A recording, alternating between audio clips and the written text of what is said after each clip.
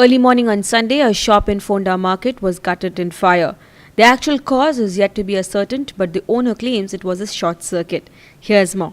The shop Bombay store is near Ponda Municipal Market. New stock of raincoats, rainy shoes and umbrellas all were up in flames as there was a short circuit in the storeroom of the shop. It took fire department more than 2 hours to douse the flame. Listen in. सब plastic का सब माल goods था वो सब जल गया। कैसा लगता है आपको? ये शॉर्ट सर्किट से। शॉर्ट सर्किट कितना लॉसेस होगा आपको? कम से कम एक 80 लाख का लॉस हो गया रहेगा। 80 लाख का पूरा गया? खाली साटा ही था 60 लाख रुपए का। साटा रेनकोट हाँ। रेनकोट और 60 लाख रुपए तो खाली सीजनल अभी माल आ गया था। हाँ। अम्ब्रेला। आप क्या होलसेल करते हैं क्या? होलसेल का। With reporter Krishna Naik in Ponda.